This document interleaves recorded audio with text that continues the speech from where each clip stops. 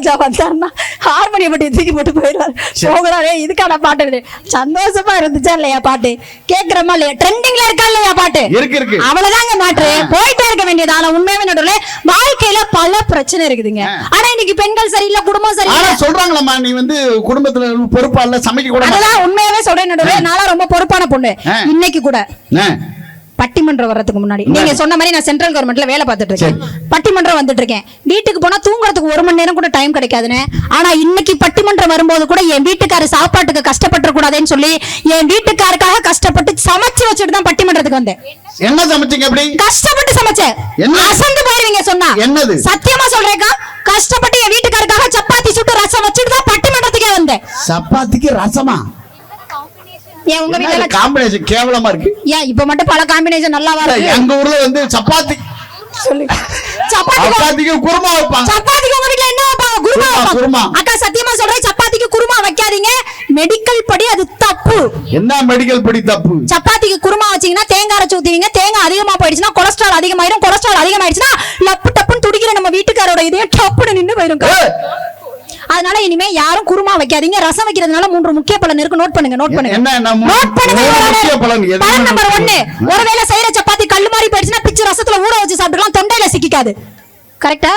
பலன் நம்பர் 2, ஒருவேளை சப்பாத்தி நிறைய சாப்பிட்டு செரிக்காம போயிடுச்சுன்னா தனியா கசாயம் வைக்க வேண்டியதுல டம்ளர்ல ரசத்தை ஊத்தி குடிச்சுக்கலாம், செரிமான பிரச்சனை இருக்காது.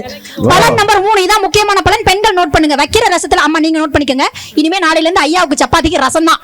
ஓகே? நான் சொல்றேன் ட்ரைலர் நீங்க பாருங்க. இத்தனை வருஷம் கழிச்சு அவங்களுக்கு நீ ட்ரைனிங் கொடுக்கறேன். ஆமா. பலன் நம்பர் 3 என்ன தெரியுமா?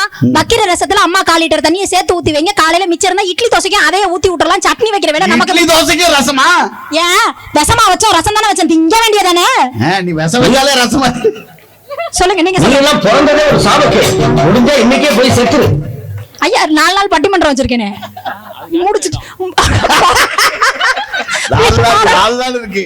ஐயா என்னங்க ஐயா இப்படி எல்லாம் சொல்லாதீங்க ஐயா. என்ன ஃப்ரீயா இருக்கா அதனால சொல்றேன்.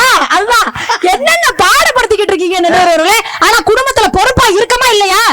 உண்மையாவே ஒண்ணு சொல்லட்டா, பல ஆண்களால பல டார்ச்சர். என்ன டார்ச்சர்? என் வீட்டுக்காரெல்லாம் ரொம்ப நல்லவருக்கா, என் மேல ரொம்ப பாசமா உள்ளவர்.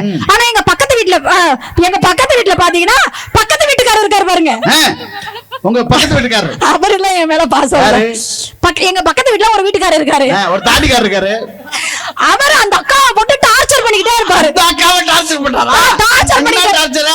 பயங்கர டார்ச்சர். அந்த அக்கா ஒரு நாள் அழுதுகிட்டே இருந்துச்சு. நான் போய் கேட்டேன், என்னக்கா எப்ப பார்த்தாலும் உங்க வீட்டுல இருந்து சத்தமா வந்துட்டே இருக்கு, சண்டையா வந்துட்டே இருக்கு, நீ அழுதுகிட்டே இருக்க, என்னதான் பிரச்சனைன்னு கேட்டேன். அந்த அக்கா சொன்னுச்சு, மாசம் 30 நாள் 31 நாள் குடிச்சே நீ கொலை பண்றாண்டி, குடிச்சே நீ அடிச்சுக்கிட்டே இருக்காண்டி அப்படின்னு சொல்லி புலம்புனுச்சு. நான் சொன்னேன், உன் வீட்டுக்காரர் குடிக்கிறாரு அதான உன் பிரச்சனை? ஆமா. குடியை நிறுத்துறதுக்கு நான் டிப்ஸ் சொல்றேன், நோட் பண்ணிக்கணும்.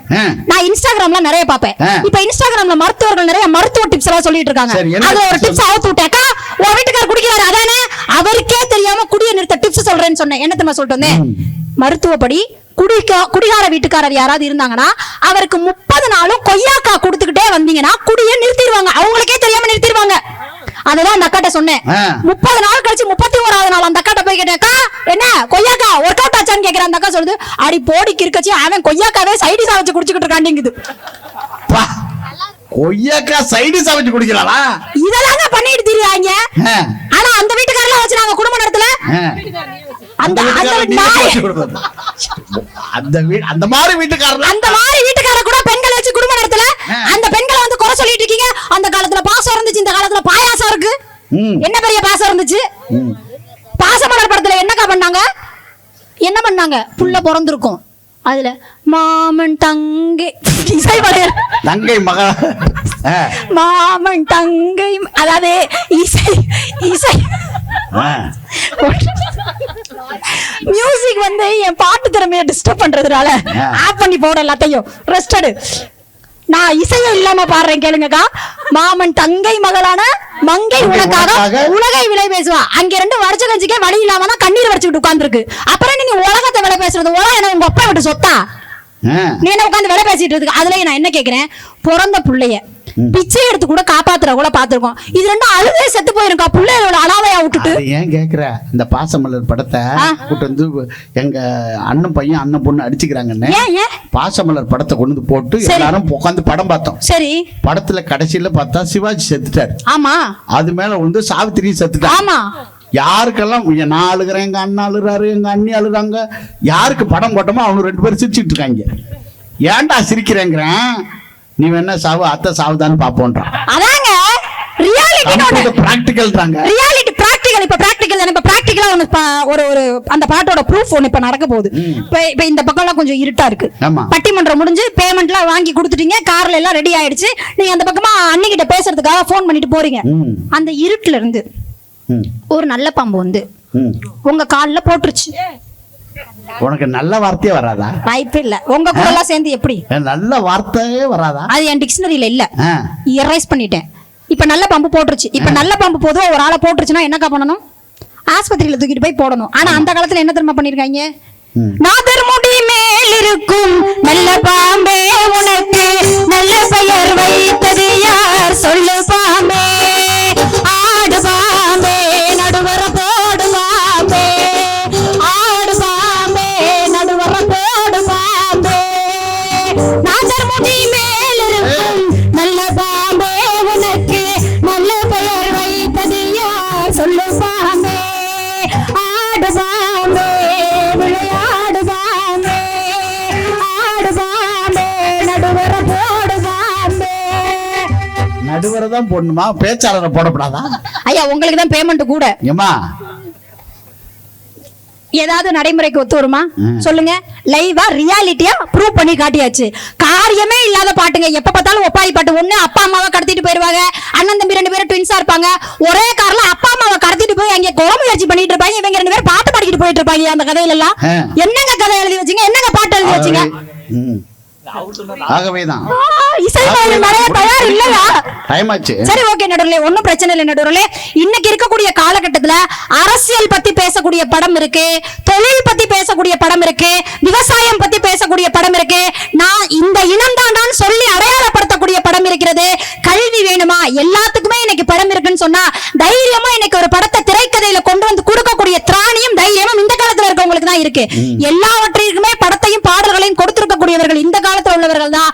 இந்த காலத்துல உள்ளவர்களுடைய சிந்தனைகள் எல்லாம் கண்டிப்பா நீங்க அப்படியே கை தூக்கி அப்படி விட்டீங்க அப்படின்னா இன்னும் நல்ல நல்ல பாடல்களா எழுதுவாங்கன்னு சொல்லி நிறைவா ஒரே ஒரு பாட்டு மட்டும். வைரமுத்தையா அப்படி உள்ள வரும்போது, இன்னைக்கு வைரமுத்தையாவை தாண்டி நீங்க எப்படி அந்த காலத்துல கண்ணதாசன் சொல்றீங்களோ, இன்னைக்கு வைரமுத்தையாவை தாண்டி அப்படி ஒரு பாடலை நம்ம யோசிக்க முடியுமா? அப்படி அழகா பாட்டு எவ்வளவு அழகா யோசிச்சிருக்கான்னு முதல்ல பாருங்க. வானம் எனக்கு ஒரு போதி மரம், நானும் எனக்கு அது சேதி தரும், ஒரு நாள் உலகம் மாறிவிடும், திருநாளிகளும் தேடி வரும், கேள்விகளால் வேலைகளை நாம் செய்வேன் இதுவரை பொன்மாலை பொழுது.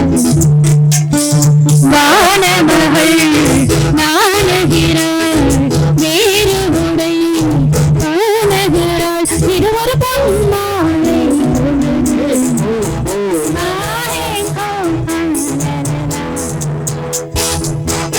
வானமகள் நாணுகிறாள் வேற உடை பூணுகிறாள்னு வானம் நிறம் மாறக்கூடியதை கூட கவிஞனால எழுத முடியும் அப்படின்னா அதுதான் இன்னைக்கு இருக்கக்கூடிய கவிஞர்கள்ன்ற காரணத்தினால அந்த காலத்தை விட இந்த காலத்தில் இருக்கக்கூடிய பாடல்கள் அத்தனை வகையிலும் நல்ல வகையான பாடல்களாக இருக்கின்றன சொல்லி வாய்ப்பளித்த உங்கள் அனைவருக்கும் நன்றி பாராட்டி விட பெறுகிறேன். நன்றி. நம்ம கேட்டிருக்கோம். இப்போ வந்து இருங்க ஒரு 2 நிமிஷம் அவ்வளவுதான் முடிச்சிட போறோம்.